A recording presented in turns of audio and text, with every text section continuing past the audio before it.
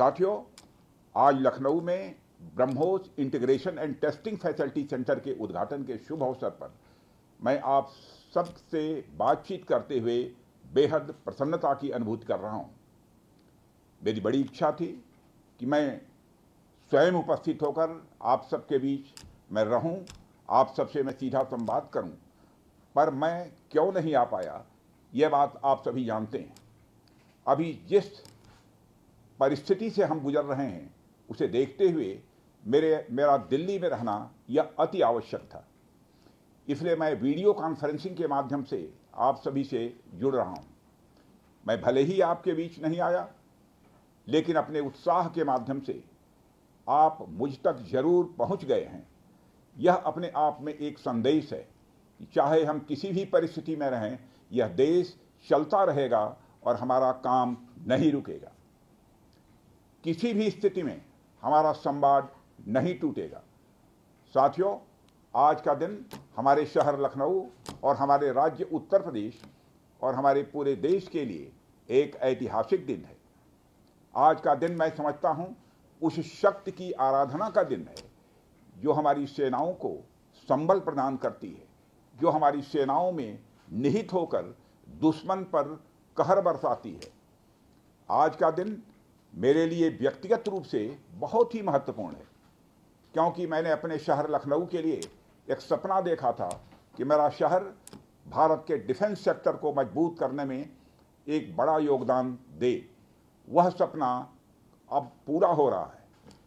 साथियों, BrahMos integration and testing facility का उद्घाटन इसलिए भी महत्व रखता है क्योंकि आज का दिन बहुत ही खास है। आप सब तो जानते ही हैं कि आज नेशनल टेक्नोलॉजी डे है। आज ही के दिन 1998 में श्रद्धेय अटल बिहारी वाजपेयी जी के नेतृत्व में हमारे वैज्ञानिकों ने पोखरण में परमाणु परीक्षण करके दुनिया को भारत की ताकत दिखाई थी। और वह परीक्षण हमारे साइंटिस्ट, इंजीनियर्स, डिफेंस पर्सनल और कई अन्य स्टेक होल्डर्स के अथक प्रयासों का ही परिणाम था। यह हमारे वैज्ञानिकों तथा इंजीनियर्स को मान्यता देने, उनको रिकॉग्नाइज करने और उनके कंट्रीब्यूशन को एक्नॉलेज करने का दिन है। मुझे अच्छी तरह याद है जब मैंने इसका शिलान्यास किया था, उस समय माननीय मुख्यमंत्री श्री योगी आदित्यनाथ जी भी थे। उस दौरान मैंने यह इच्छा जाहिर की थी कि जितनी जल्दी हो सके इस प्रोजेक्ट को पूरा कर लिया जाए। और मुझे यह देखकर बेहद खुशी हुई कि आप लोगों ने मेरी भावना का सम्मान रखा और महज 40 महीने में इस प्रोजेक्ट को पूरा करके दिखाया। आज हमारे आसपास जैसी परिस्थितियां हैं उसे देखते हुए ये बेहद जरूरी हो जाता है कि हम अपने लक्ष्यों को ऐसे ही समयबद्ध तरीके से पूरा करते रहें। इस मौके पर मैं उत्तर प्रदेश के माननीय मुख्यमंत्री श्री योगी आदित्यनाथ जी का विशेष आभार प्रकट करता हूं। यदि इतने कम समय में ब्रह्मोस की इंटीग्रेशन एंड टेस्टिंग फैसिलिटी की स्थापना हो सकी तो इसके पीछे योगी जी का बहुत बड़ा योगदान है। मैं डीआरडीओ, हमारे वैज्ञानिक, हमारे इंजीनियर्स और इस प्रोजेक्ट से जुड़े हर व्यक्ति और संस्था को मैं हृदय से बधाई देता हूं। आप लोगों ने दिन रात मेहनत करके इस इंटीग्रेशन एंड टेस्टिंग फैसिलिटी को खड़ा किया है। देश भर के वैज्ञानिक, इंजीनियर्स और युवाओं का योगदान हमें इस फैसिलिटी सेंटर में देखने को मिलेगा। मैं आपकी मेहनत और लगन को नमन करता हूं। साथियों, हमारी सरकार जब उत्तर प्रदेश में डिफेंस कॉरिडोर के विजन को लेकर आगे बढ़ी थी तो उस समय हमारे सामने अनेक बड़े लक्ष्य थे। उन तमाम लक्ष्यों में से हमारा एक उद्देश्य यह भी था कि हम उत्तर प्रदेश को एक बार फिर देश के प्रोडक्शन सेंटर के रूप में डेवलप करें। यूपी डिफेंस कॉरिडोर लखनऊ सहित कानपुर, झांसी, चित्रकूट, आगरा और अलीगढ़ से होकर गुजरता है और ये सभी नोड्स आने वाले समय में विकास के नए केंद्र बनकर उभरेंगे। साथियों, एक उदाहरण मैं आपके सामने रखूं तो आप में से बहुत लोगों को पता होगा एक समय कानपुर और आसपास का क्षेत्र प्रोडक्ट्स की मैन्युफैक्चरिंग के लिए जाना जाता था। आर्थिक रूप से यह क्षेत्र बहुत ही समृद्ध था। इसे मैनचेस्टर ऑफ द ईस्ट कहा जाता था। लेकिन आज़ादी के बाद अनेक कारणों से आर्थिक प्रगति की राह में यह क्षेत्र पिछड़ता गया और कहीं पीछे छूट गया। मैं उन कारणों में तो नहीं जाना चाहूँगा, पर कहना यह चाहता हूँ कि यूपी डिफेंस कॉरिडोर के निर्माण के बाद यह क्षेत्र फिर से एक बार अपने पुराने वैभव को प्राप्त करने की ओर आगे बढ़ चला है। मुझे इसमें कोई संदेह नहीं है कि कानपुर विकास की उन ऊंचाइयों को छुएगा जो दुनिया के विकसित क्षेत्रों के लिए अनुकरणीय होगा।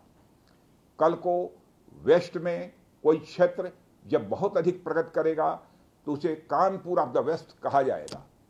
इसी प्रकार डिफेंस इंडस्ट्रियल कॉरिडोर के सभी नोड्स को डेवलप करने के लिए हम पूरी तरह से कमिटेड हैं। मुझे यह भी बतलाया गया है कि अभी उत्तर प्रदेश डिफेंस कॉरिडोर में aircraft manufacturing, UAV, drones, ammunitions, composite and critical materials, small arms, textile तथा पैरासूट आदि में मेजर इन्वेस्टमेंट किए गए हैं। एक अच्छी बात यह है कि इस डिफेंस कॉरिडोर में हमें पब्लिक सेक्टर और प्राइवेट सेक्टर दोनों की ही बड़ी अहम भागीदारी दिखाई दे रही है। साथियों, जब मैं प्राइवेट सेक्टर की भागीदारी की बात कर रहा हूं तो मुझे यह बताते हुए बड़ी खुशी हो रही है कि लखनऊ में ही पीटीसी इंडस्ट्रीज लिमिटेड द्वारा titanium and super alloy material plants की शुरुआत की जा रही है। इसके अलावा 7 एडिशनल क्रिटिकल प्रोजेक्ट्स की भी नींव इस समय रखी जा रही है। यह निश्चित रूप से रक्षा क्षेत्र में भारत की आत्मनिर्भरता की गति को और तेज करेगा। मैं इसके लिए श्री सचिन अग्रवाल को भी बधाई देना चाहता हूं। हमारा सपना है कि उत्तर प्रदेश दुनिया के टॉप डिफेंस प्रोडक्शन और एक्सपोर्ट डेस्टिनेशन के रूप में जाना जाए।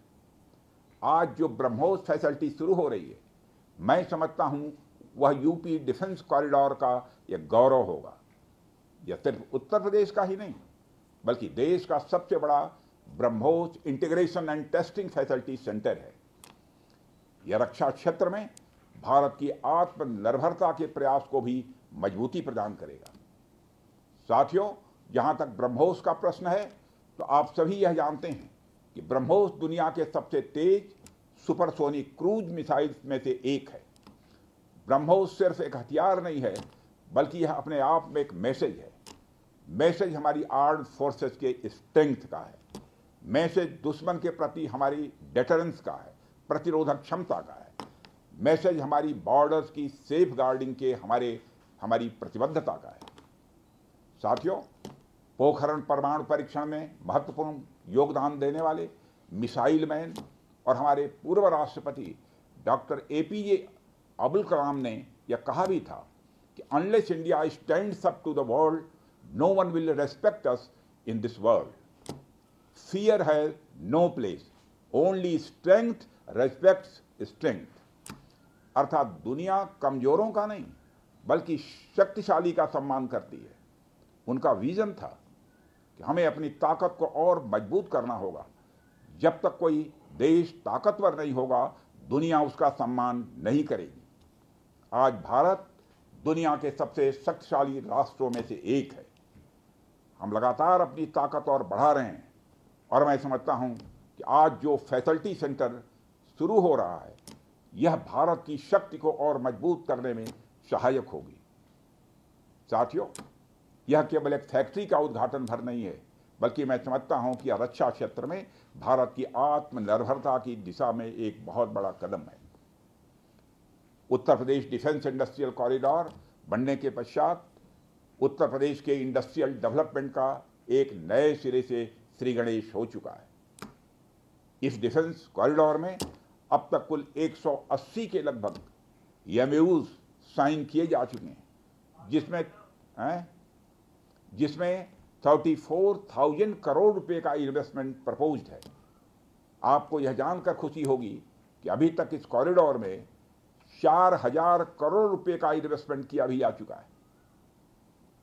साथियों, टेक्नोलॉजी डे के दिन इस हाई टेक्नोलॉजी प्लेटफॉर्म फैसिलिटी को इनागुरेट करना अपने आप में एक लैंडमार्क डे है, परंतु इसके साथ साथ यह भारत की नई इनोवेटिव एनर्जी को भी दिखाता है, जिसको हमने पिछले कुछ सालों में गति देने का प्रयास किया है। हम सब जानते हैं कि इस समय टेक्नोलॉजी के क्षेत्र में, खासकर critical high and frontier technology के क्षेत्र में बड़ी तेजी से बदलाव आ रहा है।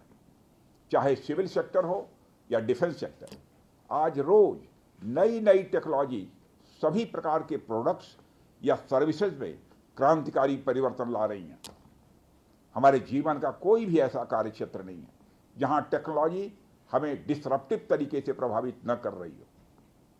दुनिया के हर क्षेत्र में इस टेक्नोलॉजी क्रांति ने एक ऐसी उथल पुथल मचा रखी है जहां पुराने सारे अब तक के स्थापित जो नोशंस हैं, धारणाएं हैं, वह तेजी से बदल रही हैं और ऐसे नए परिवर्तनों का आगाज हो रहा है जिसके बारे में पहले हम सोच भी नहीं सकते थे। ऐसे में नेशनल टेक्नोलॉजी डे एक खास महत्व रखता है और इस खास दिन पर डिफेंस के क्षेत्र में एक हाई टेक्नोलॉजी फैसिलिटी को उद्घाटन करना मेरे, आपके और हम सब के लिए एक गौरव का विषय है। साथियों, ब्रह्मोस भारत और रूस के हाईएस्ट डिफेंस टेक्नोलॉजी का एक संगम है। जिस तरह हमारा उत्तर प्रदेश प्रयाग स्थित संगम के लिए दुनिया भर में जाना जाता है, उसी तरह आने वाले समय में लखनऊ भी इस टेक्नोलॉजी के संगम के लिए जाना जाएगा और यह संगम कई अनेक विशेषताओं को अपने अंदर समाहित करता है। आने वाले समय में यह रोजगार के सीधे यानी डायरेक्ट और इनडायरेक्ट अवसर पैदा करेगा। मुझे यह भी विश्वास है कि आने वाले समय में यह क्षेत्र एक ग्रोथ पोल के रूप में उभर कर सामने आएगा। साथियों, ब्रह्मोस जैसे कॉम्प्लेक्स सिस्टम की एक खास विशेषता होती है और यह सिस्टम अनेक प्रकार के सब सिस्टम, कंपोनेंट्स और पार्ट्स से बने होते हैं जिन्हें किसी भी एक जगह पर निर्मित करना संभव नहीं होता। यह सभी अलग अलग पार्ट्स इतने विशेष होते हैं, स्पेशलाइज्ड होते हैं, इनमें से हर एक को बनाने के लिए हाईली स्किल्ड मैन पावर और हाई टेक्नोलॉजी वाले हथियार, औजार, टूल्स की आवश्यकता होती है। आपको मैं यह बताना चाहूंगा कि हमारी डिफेंस इंडस्ट्री के अंदर देश भर में, चाहे वह डीपीएसयू हो या प्राइवेट सेक्टर की इंडस्ट्रियल यूनिट्स हो या जहां भी स्थापित होती हैं, वहां अपने साथ साथ एमएसएमई यानी छोटी औद्योगिक इकाइयों का एक एंसिलरी इंडस्ट्रियल बेस भी निर्मित करती हैं और इन एंसिलरी इंडस्ट्रियल बेस से पूरे इलाके का एक सामाजिक आर्थिक विकास होता है। मेरा मानना है कि यह फैसिलिटी सेंटर भी वही भूमिका निभाएगा। और साथियों, जैसा कि आप सब जानते हैं, चाहे भारत सरकार हो या राज्य सरकार, हमारी नीति एकदम साफ है। Make in India, make forward. हमारे लिए रक्षा क्षेत्र में आत्मनिर्भरता का अर्थ बहुत व्यापक है। हम इस विचार के साथ आगे बढ़ रहे हैं कि हमें खुद के लिए तो आर्म्स एंड इक्विपमेंट बनाना ही है, साथ ही साथ में पूरी दुनिया को एक्सपोर्ट भी करना है। साथियों, दुनिया की मिलिट्री मार्केट में अपार संभावनाएं हैं। हाल ही में मैं Stockholm International Peace Research Institute की एक रिपोर्ट पढ़ रहा था। उसमें उन्होंने यह बताया है कि वर्ल्ड मिलिट्री एक्सपेंडिचर 2024 में बढ़कर $2,718 बिलियन हो गया है। आप सोचिए, आर्म्स एंड इक्विपमेंट का इतना बड़ा मार्केट हमारी राह देख रहा है। इसलिए हमें बेहद मजबूती से भारत को दुनिया के लिए एक अट्रैक्टिव डिफेंस प्रोडक्ट हब के रूप में विकसित करने की ओर आगे बढ़ना ही होगा। आज का दिन उस विचार की तरफ बढ़ाया गया हमारा एक और ठोस कदम है। इन सारी चीजों ने मिलाकर उत्तर प्रदेश में डेवलपमेंट का एक इकोसिस्टम तैयार किया है। इसी कारण हम उत्तर प्रदेश में डिफेंस कॉरिडोर का भी निर्माण कर पाए। हमने लखनऊ में डिफेंस एक्सपो का भी आयोजन किया। हमने डीआरडीओ के टेस्टिंग सेंटर DTTC की भी स्थापना की और आज जिस ब्रह्मोस फैसिलिटी का उद्घाटन यहाँ हो रहा है, इस फैसिलिटी की शुरुआत से ही लगभग 500 डायरेक्ट और 1000 इनडायरेक्ट रोजगार सृजित होंगे। यह भी कहीं ना कहीं उस इकोसिस्टम के कारण ही संभव हो पाया है जो श्री योगी आदित्यनाथ जी ने यहां डेवलप किया है। यानी हमारी डबल इंजन की सरकार उत्तर प्रदेश में खेल से लेकर खेत तक, कल्चर से लेकर कनेक्टिविटी तक, पुलिस से लेकर पॉलिसी तक और टेक्नोलॉजी से लेकर टूरिज्म तक हर क्षेत्र में विकास कर रही है। इसलिए मैं उत्तर प्रदेश सरकार को पुनः बधाई देता हूं। हर तरीके से उत्तर प्रदेश और भारत के डेवलपमेंट को लेकर हमारा संकल्प, हमारा समर्पण और हमारी प्रतिबद्धता और भी मजबूत होती जा रही है। साथियों, 11 मई को पोखरण से जो आत्मविश्वास प्रारंभ हुआ था, आज लखनऊ में वह और मजबूत हो रहा है। साथियों, अपनी बात समाप्त करने के पहले मैं कहना चाहता हूं, जिन भारत विरोधी और आतंकी संगठनों ने भारत माता के मस्तक पर हमला करके कई परिवारों के सिंदूर मिटाए थे, उन्हें भारतीय सेना ने ऑपरेशन सिंदूर के माध्यम से इंसाफ दिलाने का काम किया है। और इसके लिए आज सारा देश भारतीय सेनाओं का अभिनंदन कर रहा है। ऑपरेशन सिंदूर सिर्फ एक सैन्य कार्रवाई भर नहीं है, बल्कि भारत की राजनैतिक, सामाजिक और सामरिक इच्छा शक्ति का प्रतीक है। यह ऑपरेशन आतंकवाद के खिलाफ भारत की दृढ़ इच्छा शक्ति का और सैन्य शक्ति की क्षमता और संकल्प शक्ति का भी प्रदर्शन है। हमने दिखाया है, भारत आतंकवाद के खिलाफ जब भी कोई कार्रवाई करेगा तो आतंकवादियों और उनके आकाओं के लिए सरहद पार की जमीन भी सुरक्षित नहीं रहेगी। भारतीय सेनाओं ने ऑपरेशन सिंदूर को पाकिस्तान में मौजूद आतंकी ढांचा ढहाने के उद्देश्य से लॉन्च किया था। हमने उनके आम नागरिकों को कभी निशाना नहीं बनाया था, मगर पाकिस्तान ने न केवल भारत के नागरिक इलाकों को निशाना बनाया, बल्कि मंदिर, गुरुद्वारा, गिरजाघर पर भी हमले करने का प्रयास किया। भारतीय सेना ने शौर्य और पराक्रम के साथ साथ संयम का भी परिचय देते हुए पाकिस्तान के अन्य ठिकानों पर भी प्रहार करके करारा जवाब दिया है। हमने केवल सीमा से सटे सैन्य ठिकानों पर ही नहीं कार्रवाई की, बल्कि भारत की सेनाओं की धमक उस रावलपिंडी तक सुनी गई जहां पाकिस्तानी फौज का हेडक्वार्टर मौजूद है। मित्रों, भारत में आतंकवादी घटनाएं करने और कराने का क्या अंजाम होता है, यह पूरे विश्व ने उरी की घटना के बाद देखा, जब हमारी सेना ने पाकिस्तान में घुसकर सर्जिकल स्ट्राइक की। पुलवामा के बाद देखा, जब बालाकोट पर एयर स्ट्राइक की गई, और अब पहलगाम की घटना के बाद दुनिया देख रही है कि जब भारत ने पाकिस्तान के भीतर घुसकर मल्टीपल स्ट्राइक्स की हैं।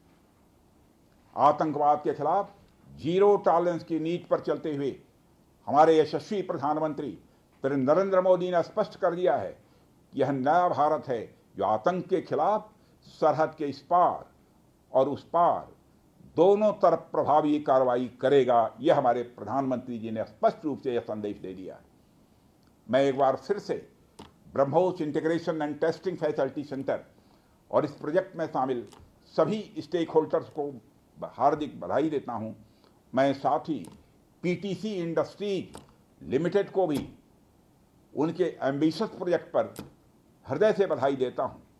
इन तमाम प्रोजेक्ट्स की शुरुआत पर मैं लखनऊ और उत्तर प्रदेश की जनता को भी बधाई देता हूं, जो इस ऐतिहासिक पहल का हिस्सा बन रही है।